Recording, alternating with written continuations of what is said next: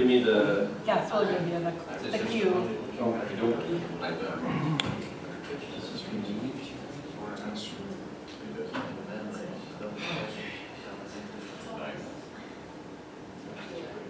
What do you mean?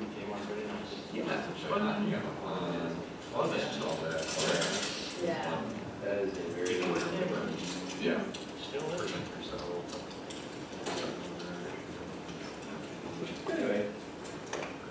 Anyway. Okay. It's 5:29. The mic is on. Oh, the mic is on. We got a packed house here tonight.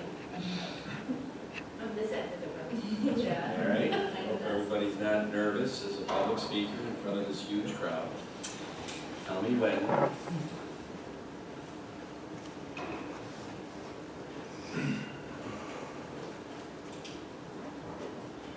Oh, Les looks like he's a little nervous. You a little nervous back there, Les? Not at all. Oh, I don't know. He's cool as a cucumber. Yeah. Not at all. Yeah.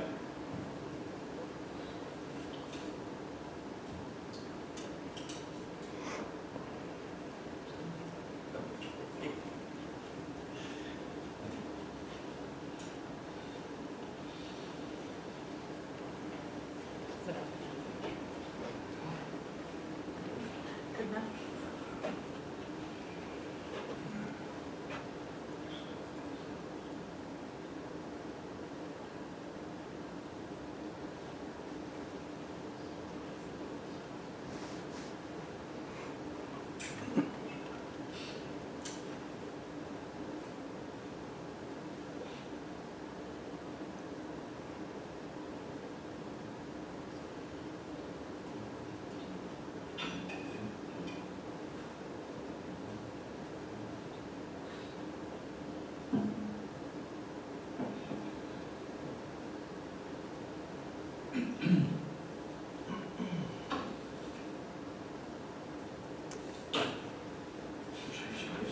What everybody got for dinner?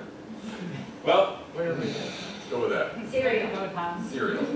hey, Those are our champions. I think we just got the cue, right? This is a workshop, so it's a little more casual. So I want to welcome everybody who is in attendance live tonight and also watching live or watching on tape at a later date to the Thursday, April 25th, 2024 Webster Town Board Workshop.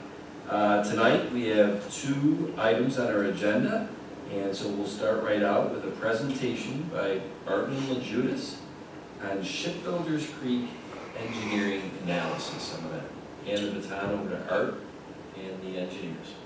Thank you, Supervisor. So just a little background on this, this item, this topic. Shipbuilders Creek is parallels, this portion of it parallels 5 Mile Line to the north end of 5 Mile Line before it gets to gravel. There are sanitary sewer lines that cross this creek. There are sanitary sewer lines that parallel this creek that are exposed. This has been a long-standing issue and concern with the town, even prior to 2015, but in 2015, far back as we could find, the town stepped into an agreement with B&L to do an evaluation on this. It sort of went by the wayside in 2020, and Aaron's going to cover this more in detail. In 2020, we had a failure of the pipe in that creek, which required really emergency services, emergency construction to stabilize a small portion of the bank, stabilize the pipe. And we have been watching this structure. There's a manhole. I'm watching the pipe. We keep an eye on it. It's gotten to the point now, it's gotten even worse. I went through back through some emails that I found in 2020. Previous council member Dean had commented that this has been on the radar for many, many years and just never been resolved. So, like I said, it's gotten to the point now we had to really look at this. B&L has taken a look at this. They are, Theron and Aaron are here to sort of share a little bit of history on it and some of their findings and possibly some options moving forward. So I will turn it over to Ron and Aaron. Hi everyone, I'm Erin Ryan. I'm with the Water Resources Group at Barton and Judas. And this is Theron Bisco. He's in our environmental group, and together we're going to present to you our proposal looking for the study portion of this project.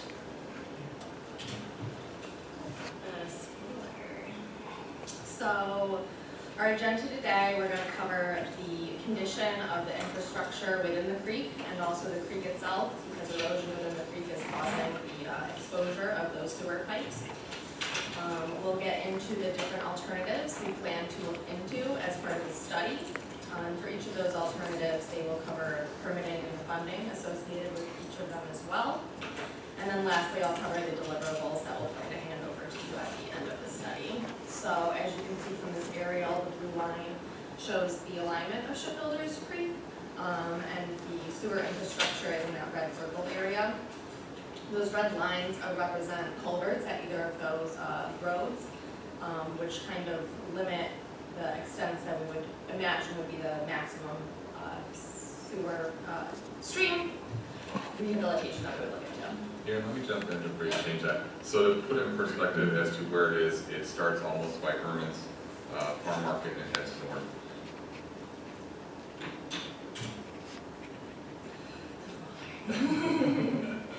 So, as Art mentioned, a little bit of project history. BNL had become involved in the project in 2015, and in 2016 we had authored a memo to the town with some recommendations on stream restoration. That kind of fizzled out, but as Art had mentioned, the town did perform that repair of an 8-inch sewer along the bank of it. But however, since then, the remaining infrastructure is continuing to become more and more exposed, which is posing more and more of a liability to the town. So here we are today, looking into different options on how to fix the problem. Oh my gosh, I just gotta keep my hand here. So infrastructure condition from 2018 to 2024. The photo on the left shows a 15-inch pipe that crosses the creek, and a manhole is there kind of hiding behind foliage. So as you can see in the middle of the photo, that pipe was already fully exposed, but there was some of the concrete encasement remaining around the edge of it, which is shown circled in red. Fast forwarding to today, that concrete encasement is pretty much providing no protection to that pipe. The concrete's jutting right up into the air, and that pipe is fully exposed. So it wouldn't take very much, some piece of debris coming down the stream, hitting that pipe, causing a breakage in it. That could be potentially bad for the town for two reasons. One, the creek water could get into the sewer system, make its way down to the treatment plant, and then that's a really inefficient use of treatment plant power, cleaning cold water. So that is not something that we want to do, but the worst of the two options is the sewage getting into the creek. And this isn't a residential area, so it could be bad publicity for the town as well as human and environmental concerns as well. So here's a couple other photos of that manhole that I mentioned. In the 2018 photo, you can see it starting to become undermined, but in 2024, that manhole, the slab on the lower part of the manhole, really has no support beneath it. Theron was in his waders out in the creek and noticing fish swimming below it. So if that bank continues to erode at the rate that it is, it won't be too long before that manhole could just fall right into the creek. Couple more photos and another figure to kind of help orient ourselves. So that 15-inch pipe is coming in from the left, and the manhole that I referenced is at the top of the screen. Coming in from the other side is the 8-inch pipe from 5 Mile Line Road, which crosses the creek and is fully exposed at that location. Then it runs along the bank, which is the section that was repaired by the town in 2020. That is still in good condition. However, where it crosses the creek again, it is again exposed. So we have 3 different locations in this project area of sewer infrastructure having no protection and providing a liability for the town going forward. Karen, before you move forward, so if you could point out the area really in the next picture where it's crossing, or maybe you're gonna get there. The area, the 15-inch coming. The 15-inch Yeah. coming is coming here. Gotcha. And also, can you guys see my mouse? Yes. Okay. Yep, so yeah, this is where that 15-inch pipe that has that concrete jutting out is right in this location. So the way that we would envision approaching a rehabilitation of this would be a two-pronged approach. One, looking into actually fixing the sewer infrastructure itself, and then the second one being addressing extreme effects on it because the erosion is what's really causing these pipes to become exposed. So there, we'll get into the stream side of things, but our different options that we are looking into on the sewer side include, we plan to look into 3 different options for sewer repairs. The first of which being an in-place sewer rehabilitation. So this would be a lining of some sort, either cast-in-place pipe lining or some other trenchless method. And as long as you have access to the manholes on either side, which we would in this case, you can pull that liner through, cure it with steam, and then it creates a really hard plastic pipe within the pipe, as you see in that photo. And this can extend the life of a sewer for 50+ years. It's a very common rehabilitation method. So that would more address kind of the pipe stability and structural integrity of it.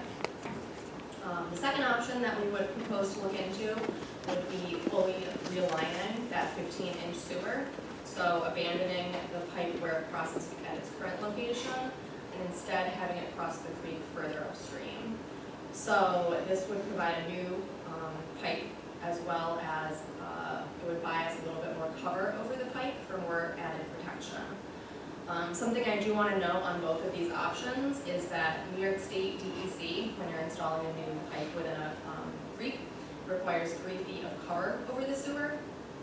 So in the current alignment and also in this proposed alignment, we would not likely reach that 3 feet. So we need to coordinate with DEC and get them to work with us and approve whatever plan we went with.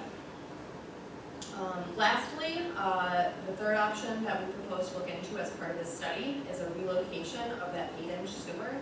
So this would be abandoning the 2 sections of 8-inch sewer that cross the Shipbuilders Creek at 2 locations.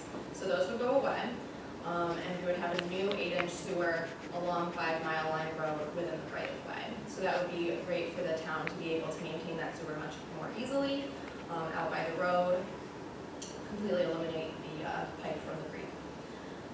We will need to do some additional survey as part of looking into this option.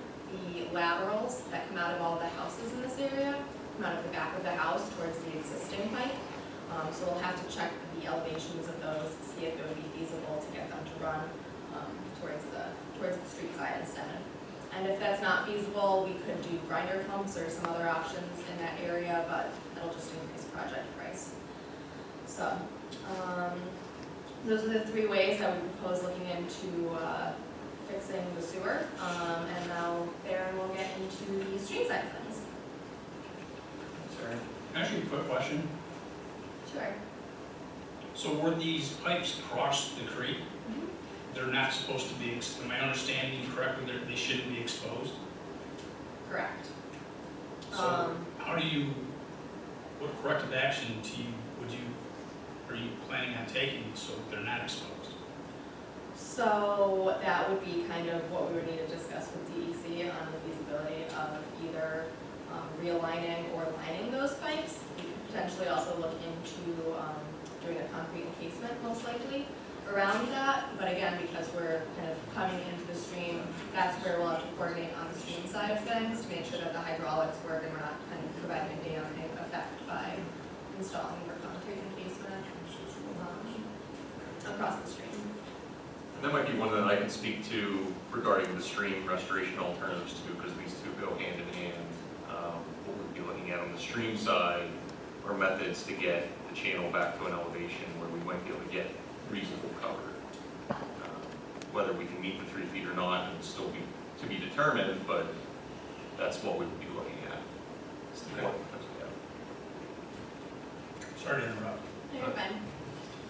So Aaron and I walked the stream, I think earlier this spring, late winter, and we observed the condition between 5 Mile Line and Lindsay Circle, which is the next culvert downstream. And this is the typical observance with the bank erosion conditions at the site. We have some areas where we have fairly steep banks, cut banks on the outside of the channel bend, where the stream itself has very little access to its original floodplain. It's incised over the years from erosion. So you get these meander bends that erode the exterior banks. Another thing that we commonly observe that shows that the stream is not really accessing its original floodplain is the formation of a bench at a lower level. We'll go to one of the alternatives that we want to talk about in a few minutes, but this is just essentially another sign that during flood flows or typical high flows, it's not spreading out over top of the floodplain, it's being conveyed down the channel, and because of that, it's eroding the channel bed. This particular section of East Branch Shipbuilders Creek between 5 Mile and Lindsay Circle has a significant amount of debris, both trees and small herbaceous plants that have washed into this section from flood flows and from areas along either bank where there's tree mortality and other issues. And that's being exacerbated from bank erosion where we have trees falling in. But we noticed there's locations where blockages in the channel are the source of erosion. So during high flow events, essentially it causes flow to concentrate underneath or adjacent to these blockages, and then we heat away at the banks. Another single observation we had out there was this old, it was likely a farm crossing culvert that the original landowner had put in. It was never removed when the housing developments have gone in. And this is causing some localized issues as well. It's not in the line of the stream right now. And there's a significant amount of debris on the upstream or left side of this image, stock image, that's causing some additional issues. So that's something, if there were to be a larger project, that we would likely want to remove and get out of there at that point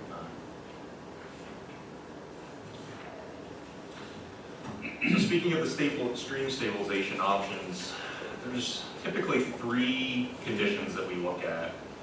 The first sort of idealized condition would be to bring the stream back up onto its original floodplain or a floodplain at a lower elevation. So that's a more, what we would call a geomorphic restoration approach. And the maximum extent of a project like that would be essentially from 5 Mile Line to Lindsay Circle if that was required.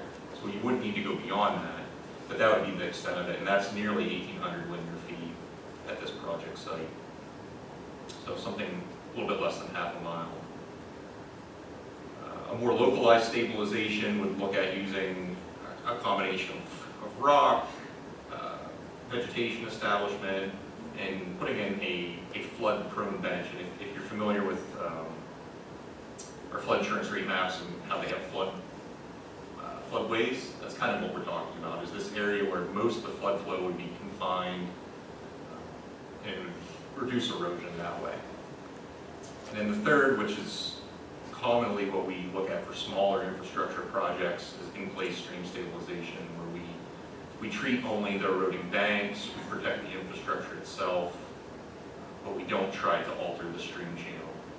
And that would be something we would look at if we, for instance, the manhole that's at risk right now, we want to protect that manhole. And if we can't change and alter the stream, we would protect that manhole in place with boulders and riprap and those types of materials.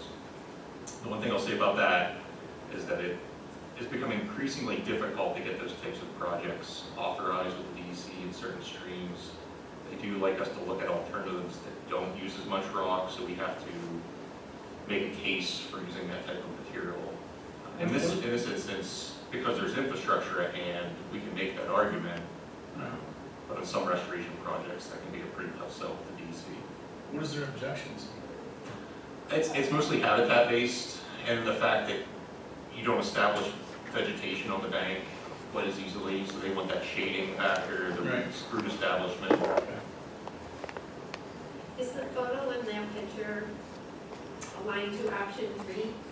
It is more aligned to option 3, so that is an example of in-place stabilization from a project site out in Chautauqua County, where because of the size of the stream, we didn't have the option to do a lot of restoration work to change its dimensions. So we just protected the stream bank in place, and this example project is adjacent to an elementary school, and there's a playground and their septic leach field. So there was infrastructure at hand, and that's the only real approach. When we were able to get that approved with the DEC, but they did initially object.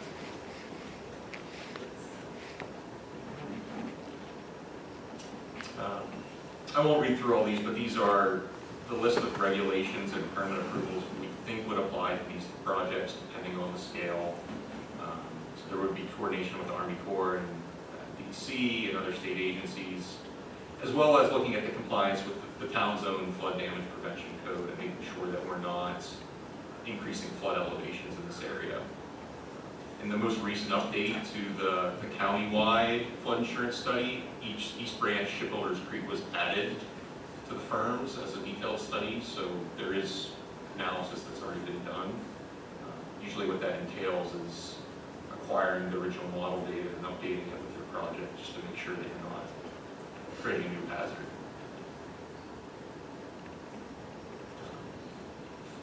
So we did include this. This is some funding options that typically apply to the stream channel stabilization projects. On the left-hand side, the non-ag source, non-point source planning grants are really for concept development and analysis, and these are through the CFA program.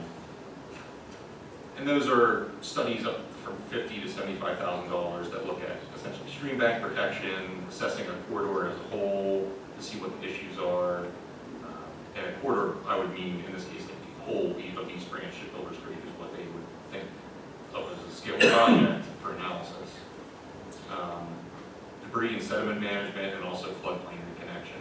So all those elements are part of this project. So if the town were interested in pursuing funding for analysis, that would be an option for a grant application here in July, potentially.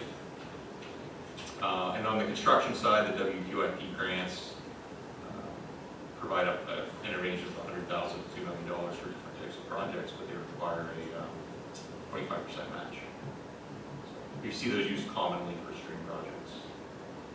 We did include this little snippet, so why we think that this would be a good candidate stream is because there are impairments listed for Shipbuilders Creek as a watershed. So DC would rank this higher as a project than some of the other streams in the area.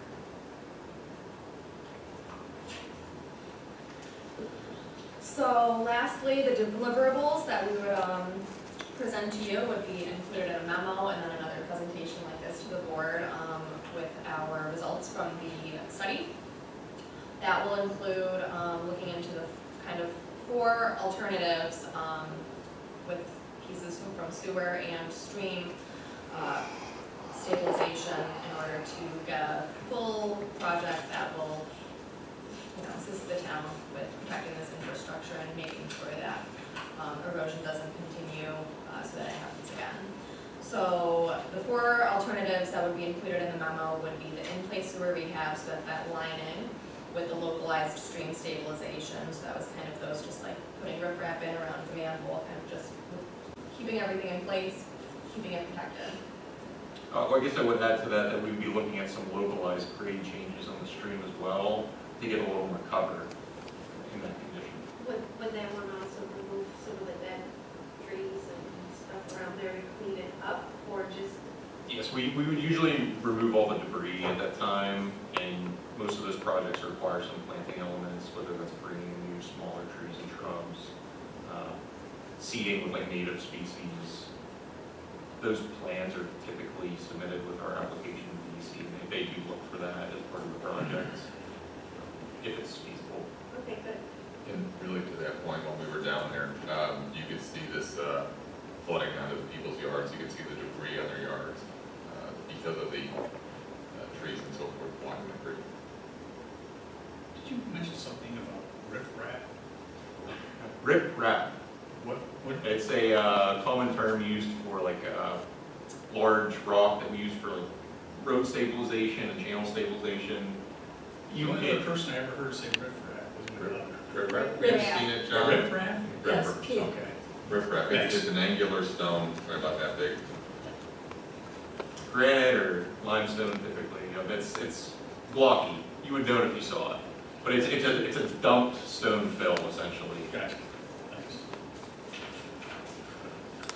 There you go. So option number 2 in the memo would include the in-place sewer rehab, that sewer lining with a floodplain reconnection.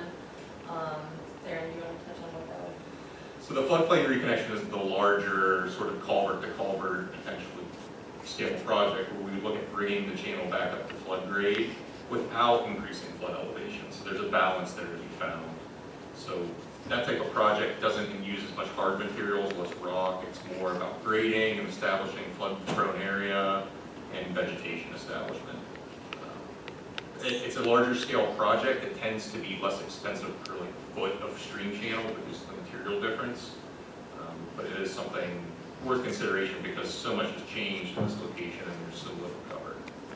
Yeah, so the idea with that would be bring the grades back up so that we can have the cover that we need for the sewers in place. So option 3 would be that 15-inch sewer realignment, moving it so it's slightly upstream to provide a little bit more cover with that localized stream stabilization, keeping it not the full extent of the, from culvert to culvert. And then lastly will be that 8-inch sewer relocation, bringing the 8-inch pipe back into the 5-mile line right of way with that in-place stream stabilization. So really the only pipe that will be in stream at that point would be the 15-inch and that manhole that is right in the bank. So it would really just be protecting that in place. So for all 4 of these options, they would include site plans and profiles, an opinion of probable cost, and then the permitting requirements and funding opportunities for each of them. And we are thinking that we can get this done in about 3 months after authorization, with the goal to target that CFA application deadline. It's currently not announced, but they are typically due in July. How much would this project gonna cost?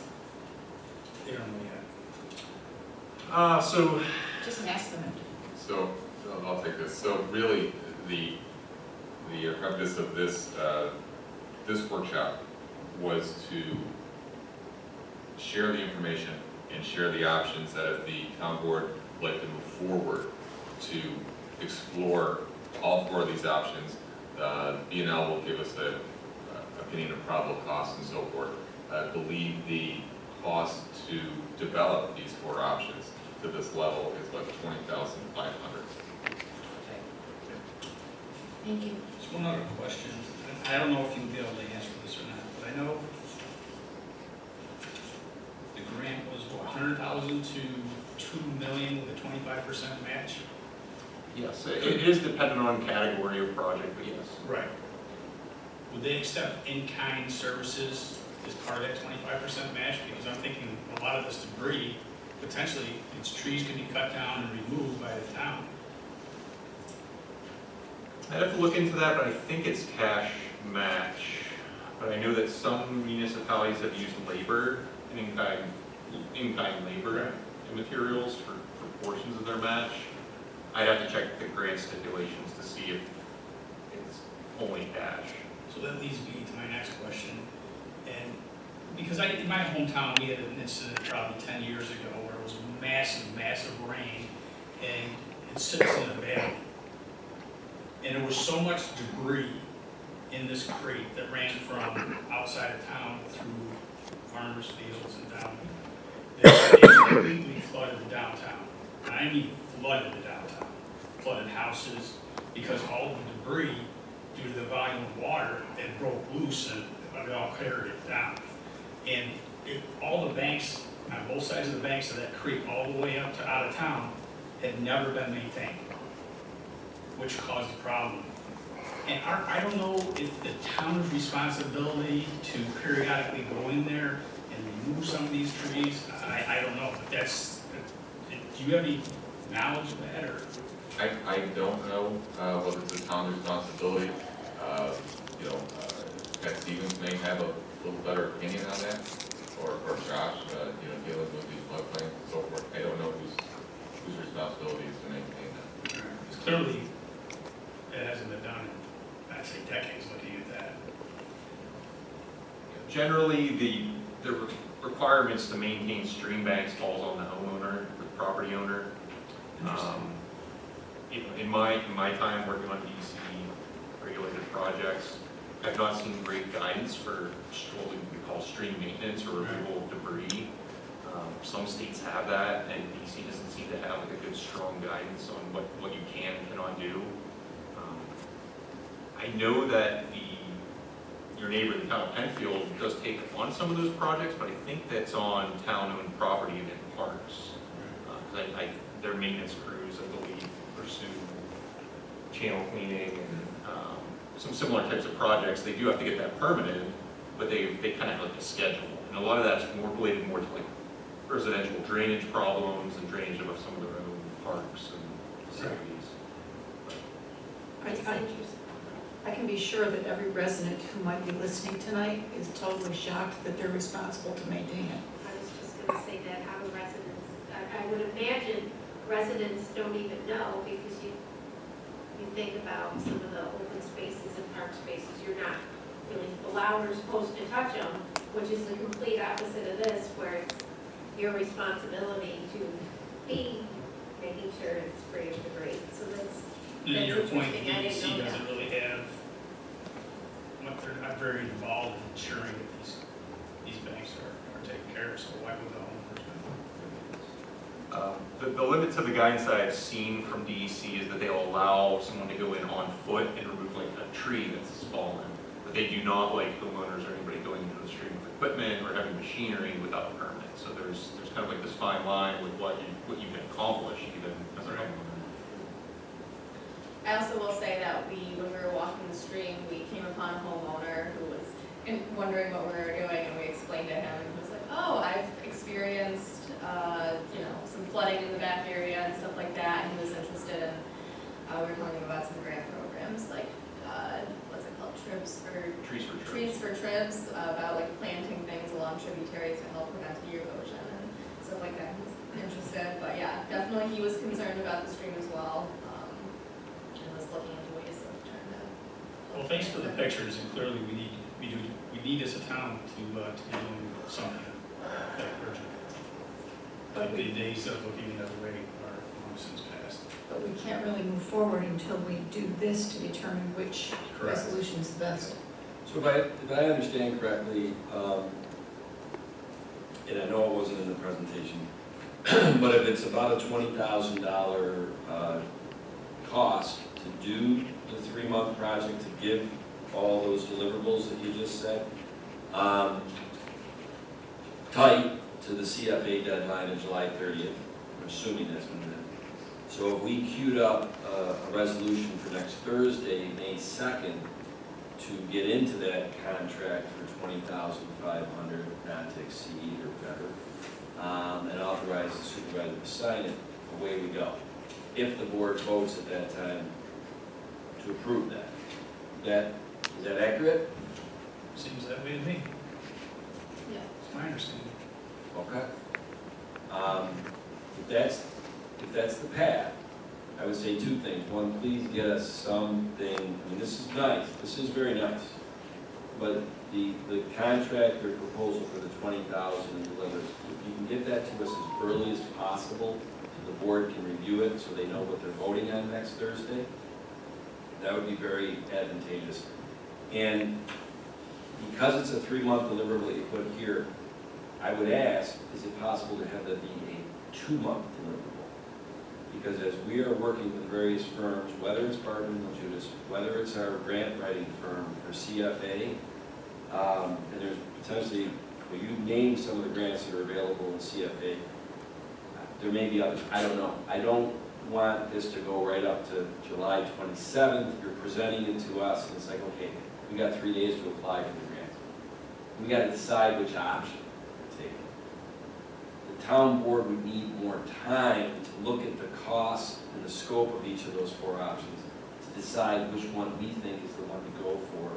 So, if any, and then have the time to then appropriately plan for applying for the grants. Does that make sense? Yes, and 2 items of note, you already have the proposal, we sent it to Art earlier, so. It should be in your folder, Supervisor. If not, you have it. It's not, but that's okay. Yeah. A lot of things moving around today, I'm sure that was Absolutely. my fault. No, it's in your office, you have it. Perfect. So that means that if that's a proposal in my office, it'll be easy to the town board members' email as a PDF before tomorrow's end. By 6:15 tomorrow morning. What time? Even better, Art, take that responsibility off of me. Absolutely. You're the man. Hey, you know what? We slotted you for 15 minutes, but I gotta tell you, I gave you a lot more time because this is one of the first things I did as supervisor. Art took me down through the mud and muck a couple of years ago when this thing was gone haywire.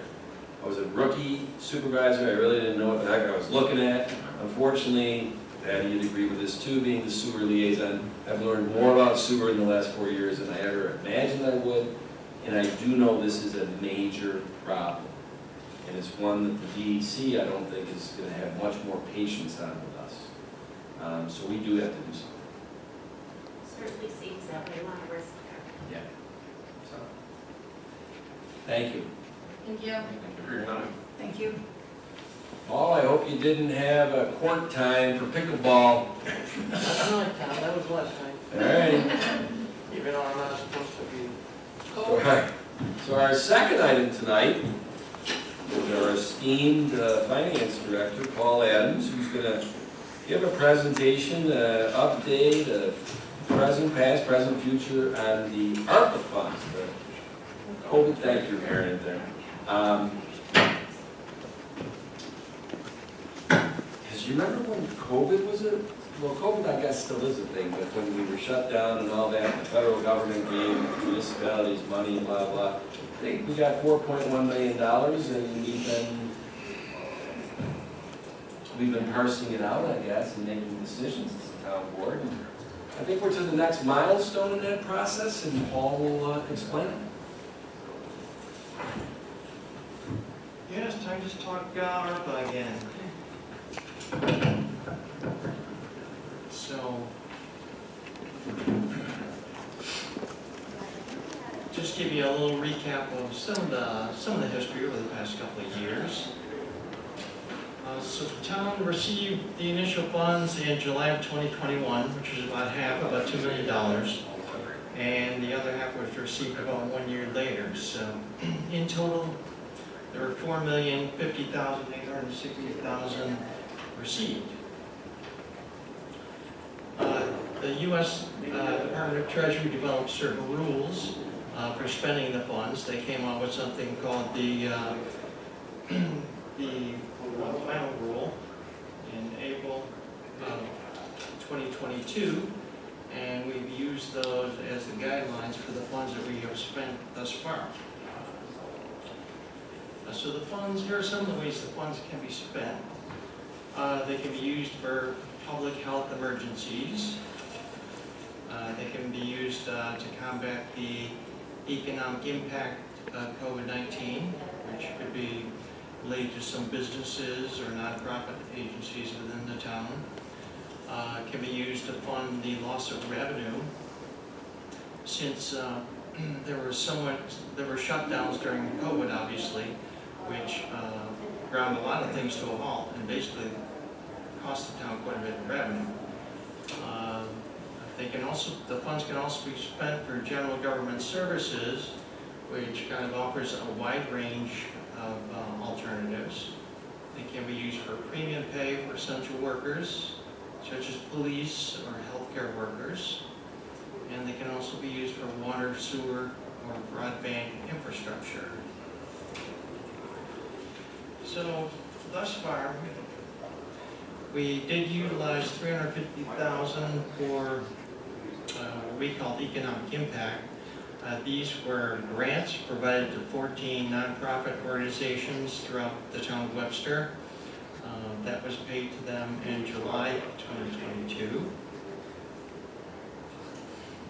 We also utilized $2.5 million for the first portion of the town's energy performance contract with Navitas, which was related to the planning and development stage of the wastewater treatment Phase 2 project.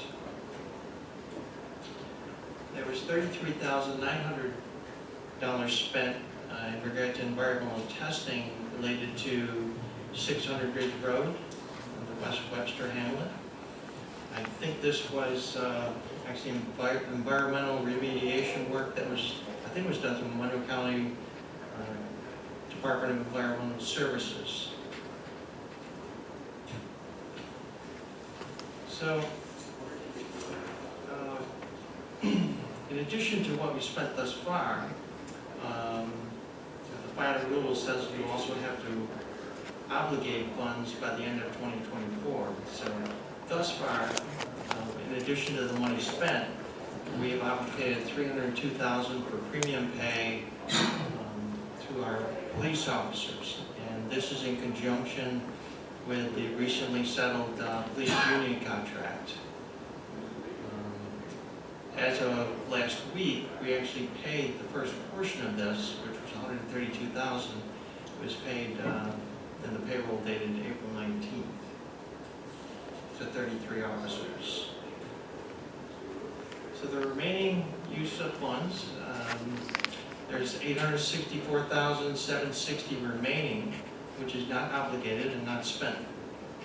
So the final rule, adds significant flexibility to the use of these funds. So there are many different ways in which they can be utilized. We elected what was called the standard allowance.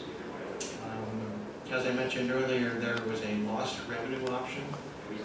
The town had the choice to actually try to calculate how much revenue was lost, or you could just, or the other option was just to adopt standard allowance, which allows you to take up to $10 million and spend it on government services. The proposed use of remaining funds, as I said, they must be obligated by the end of this year, 2024. So by obligated, I mean they must be under contract. And those obligated funds must be spent by December 31st of 2026. So possible use of the remaining funds. Possibilities we've listed here are either already obligated or have a high probability of being obligated at the end of the year. We have the dog kennel project coming up. We did receive a grant for that, but there is a match which the town will have to contribute to. The highway building project, which is well underway, that is already obligated, so that's a good option. The Sandbar Park Phase 2 and 3 projects, which I think have a pretty good chance of being under contract by the end of 2024.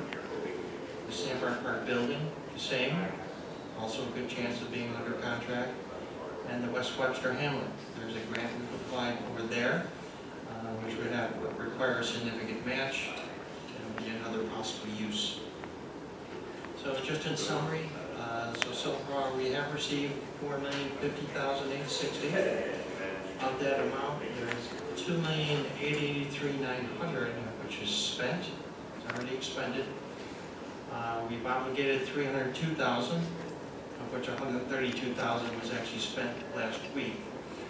And then we have future obligations of about $865,000. So the total spent through March 31st is just short of $2.9 million. The remaining funds to be spent, about $1,166,000.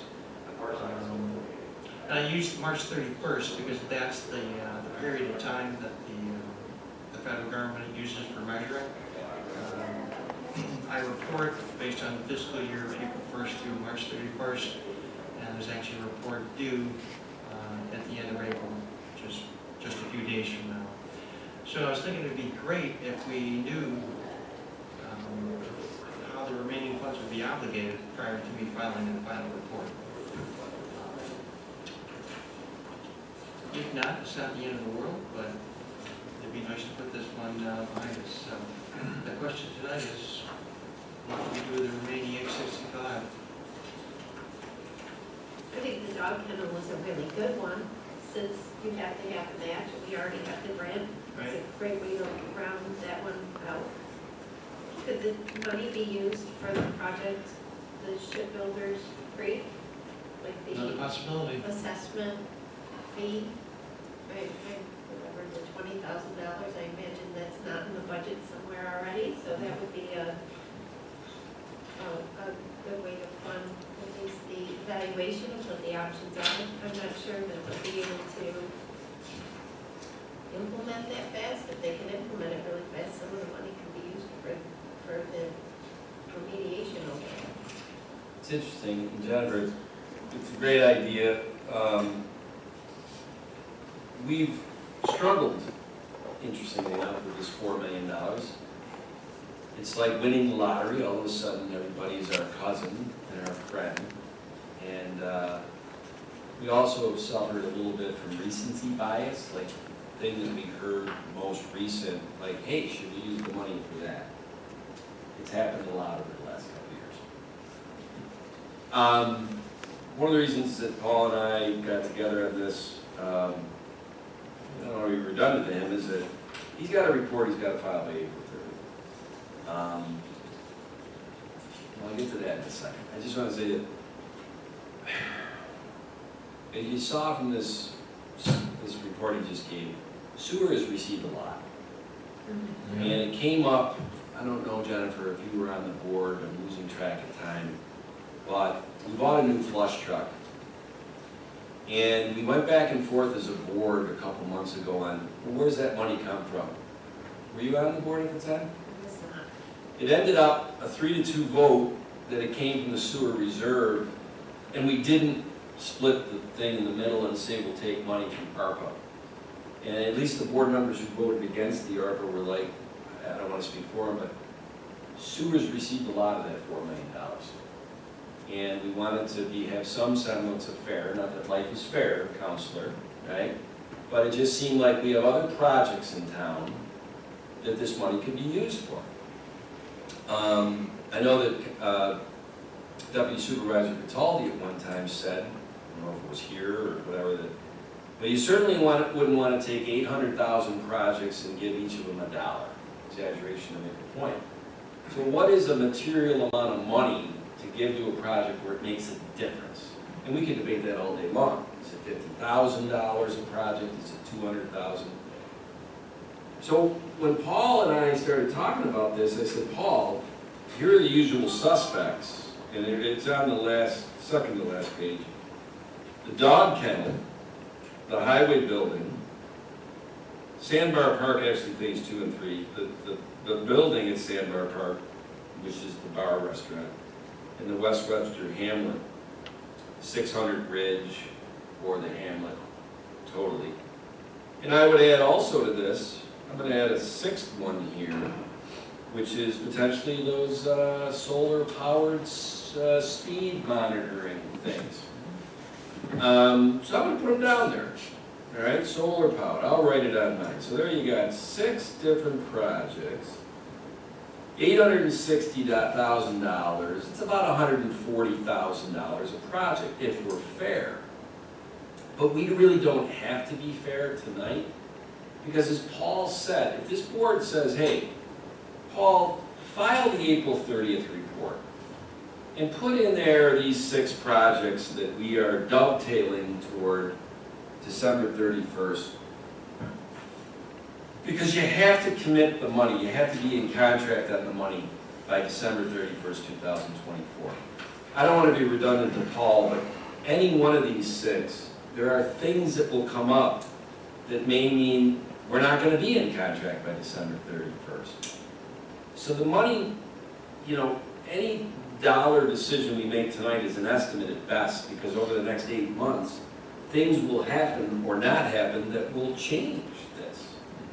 And you might find that the dog kennel, once they reconstrue the thing, it doesn't need $140,000 in matching funds. So we have 400,000 right now in the grant.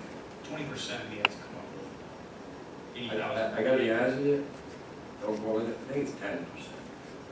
Our minimum skin in the game on the It's dog. only 10%? Yeah, but John, don't go down the rabbit hole, because I'm gonna tell you this right now. When I saw the estimate of the dog kennel, I just about passed out. And I said to you earlier, that's because Ags and Market wanted it a certain way with contingency, this and that. Now that we've got the money, let the engineers reconnoiter the thing and come back to us in a couple of weeks with what the cost is. And if the cost is $540, pulling that number out, hey, 400,000 grant, 140 from this money, we got a deal. But what if they come back and it's 440, which we only need to do 10% match on the kennel, that's 40,000. Well, we just moved 100 of the 140 that we kind of earmarked to the dog kennel, that could be spread to the highway building, or the Sandbar Park Phase 2, or the bar restaurant, or the Hamlet, and whatever. Over the next 8 months, I want to stress this. I said to Paul, it would be kind of nice to post our score on April 30th with, hey, these are the projects. You saw throughout this, we have flexibility. But what we don't have flexibility on, we need to have money in contract by December 31st, 2024. We don't have to make a decision tonight on what we're putting into contract. We got $864,000 left that is not earmarked and not in contract. Unequivocal, irrefutable, in 8 months, we better have that earmarked and under contract. So Paul is coming here tonight in advance of a couple days when he files that report. I don't want the board to overthink this. If the board says those 5 projects, or 6, whatever, seem to be, they're not recency bias, they're ones that we know are going on, whatever, why don't we earmark the money for that? I don't know if you have to put in that report, Paul, that each one is $140,000, which times 6 or whatever adds up to 864. I read a narrative, but I could read the narrative that the 864 includes these 5 things. Or 6. It'll give us some Okay. flexibility. And then the board, and I want to stress this, over the next 8 months, and I don't want to be sitting here in between Christmas and New Year's and like, oh my God, our lack of preparation has become a crisis. We need to figure out how to contract and which money to use. That's not going to happen. Organically, the kennel, because we have to be in contract on that thing with Ags and Market within 3 months and break ground, I think the actual number will manifest itself to us. I'm going to tell you right now, the highway building, that's the plug. I know that's an accounting number, but basically, a highway building, unfortunately, is not one that gets grant money potential. So it'd be kind of nice that whatever we can't use from these other ones because either we can't get in contract by the end of '24, or the kennel doesn't take 140,000 and only needs 40,000, the plug should be the highway garage. Does everybody understand what I mean by that? Yes. I think that's the way to go. I agree. Sandbar Park Phase 2 and 3, I don't even know, really, to tell you the truth, if we're going to bring that to the board for design and those things in the next couple months. I kind of want to see how the bar restaurant goes. I think we're making progress on that. But there's 8 months left. The West Webster Hamlet, I gotta tell you, we're knock on wood, we're queuing up the demolition of the garage by Memorial Day. What will we do next when we go and drill into that, and what's gonna manifest itself, and what grants come back awarded for what we went for? These are the type of things that will give us information over the next 8 months that will guide us on how much of the money to use on each of these 6 things. These are the right projects. I think these are the right list of projects for the reasons you outlined. Clearly, the highway is the plug because it's already under contract. You're not going to be scrambling at the end of the No. year. That's great. And then the Sandbar Park and the building and the Hamlet, and maybe less so the dog kennel, but really has a huge impact on the community. Like that West Webster Hamlet is something that I think everybody in Webster talks about, whether you're on the east or west side of Webster, they care about that intersection, so, you know, that We're all being, in that being agreement the on those case, 6 topics. what's that? I said, I think we're all in agreement regarding the projects. I would agree. My question when we saw this, because we did all receive these suggestions much earlier, maybe last week, my concern goes back to, I didn't quite say $1 to all of them. But since, no, I know. But since we don't really know the cost, obviously we know the highway building. We're still a little uncertain of the dog kennel, but we don't know what we're looking at for the others. Again, I don't want to put, I would like to see this money be transformational to some a project or two, or whatever it takes. So if we're looking at a huge amount for these and we're going to throw 140 at it, to me, that's not making a big impact on that project. So I'm very much in agreement that the 6 we're looking at is a good place to start. And as we start to get these prices and these costs coming in, we'll be able to make a better decision on that. Patty, I agree with everything you said, but as my daughters like to call me, the buzzkill. You do that. Even if we put it all toward the highway garage, it's not transformation for that. Well, no, project. that wasn't my suggestion, Yeah. but yes. As a plug, at least it helps pay for that and minimizes what we have to go into debt on. Right. I mean, it might end up that these 5 projects or 4 over the next 8 months end up having each 230,000 or 220 toward them, and the highway gets nothing. Mhm. But it's just so hard to tell. No, I agree. You know, and we'll, I guess, along the way, kind of have interesting discussions on what defines, did you use the word transformation? No, you used, yeah. It's a tough one. Because you could say, that why are we using this for the dog kennel when, if the dog kennel, don't quote me on this, costs $500,000, we already got $400,000 of grants. No, but then we're done with it. So to That's me, true. that's, yeah, But no taxpayer money, exactly. no bonding, whatever.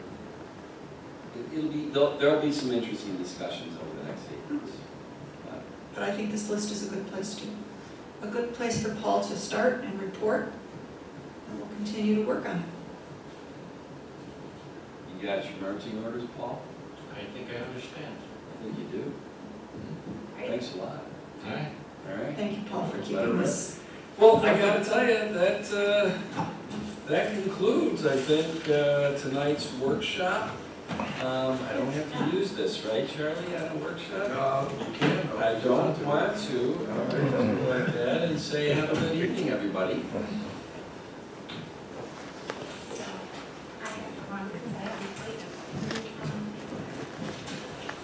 So, do you, yeah, well, that's the advice.